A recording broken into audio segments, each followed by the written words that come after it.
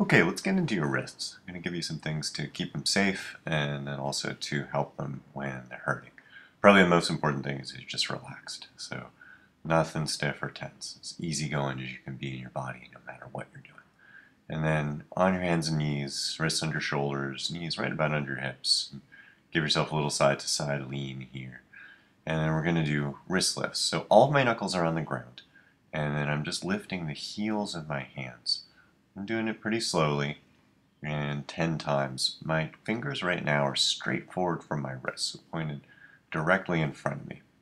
And I'll do 10 of those, not particularly fast, not particularly slow. And then I'll lean back, take the weight off, and I'm turning my fingers now 45 degrees out to each side.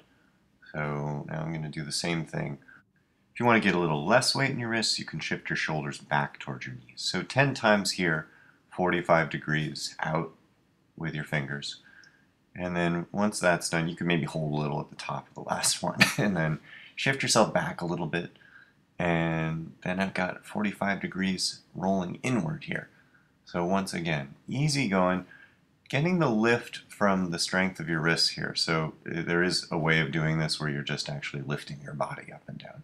Make sure that your body's pretty relaxed, you're not working anything, and you're just doing 10 times, coming right from the strength of your forearms and your wrists. Now I've got my right fingertips facing back toward my knees, and then my left fingertips facing back. I'm leaning, starting off to my right when I bring my left fingertips back. Same thing, other side. So you lean to the opposite side. You don't have to make this a big wrist stretch. You're just switching side to side here. One hand back, then the other, and then bringing it around to face forward. You're just getting a little bit of even movement throughout your wrists. The idea is not to force a stretch, to not force anything. You're not trying to open anything using strength against tightness. You're just moving things around. So you don't have to rock your shoulders way back toward your knees to get a stretch here. Just trying to feel, oh yeah, there's a little bit of weight.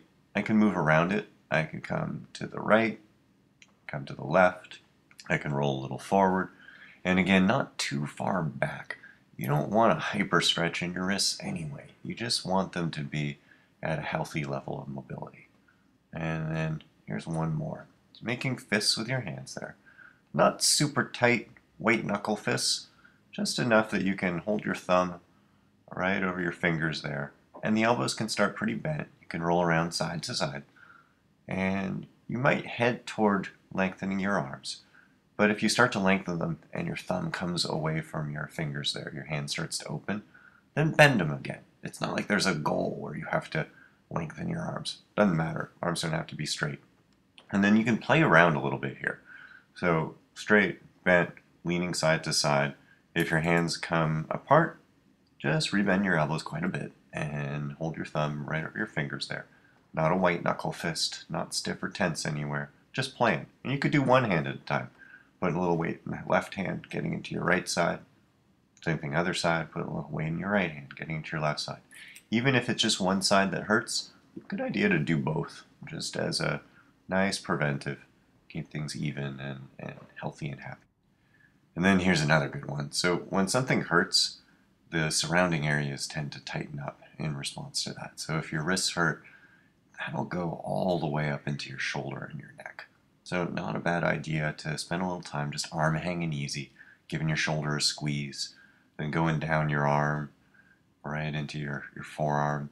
You could study shiatsu for years, try to find the lines in your body where it's helpful to press to get tension to release, or you could just try things, see what feels good to you. You're going to find some spots, especially on your forearms there, that feel super good right into your wrist and all the way up into your shoulder and neck. So play around. You stay super relaxed while you're doing this. It's going to be much more effective. If you can get someone else to do it, do you? Even better.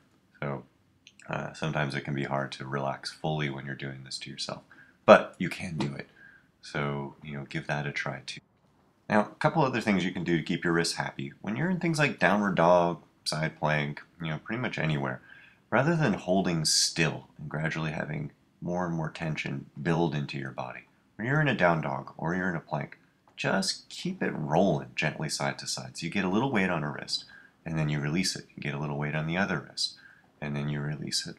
So this is a really nice way, this compress and release method, to help your wrist stay happy and help keep good circulation and keep stress moving out of your body rather than making a home in you.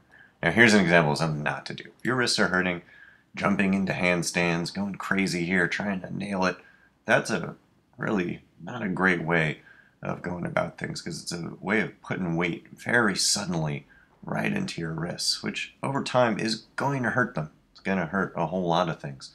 So there are lots of other good ways of coming forward from a down dog, including just stepping forward.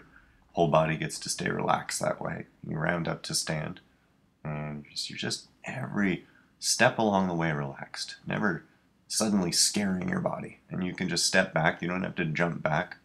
It's much healthier on your wrists, your shoulders, as well as your spine. Jumping back, not so good for any of those things. And then if you want a little more athletic challenge, so sure, you can roll on forward and keep a little bend in your knees, give yourself a wiggle, and now you're in a forward fold. So there's a million things you can do, whether you want to take it easy or give yourself a little bit of a muscular challenge.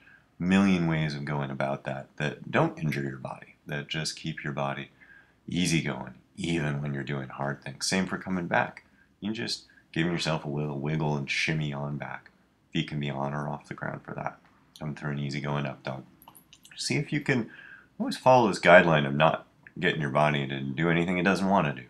Everything's just easy going, relaxed. It's a good way to heal pretty much anything you got, as well as to keep it all safe. So have fun with that.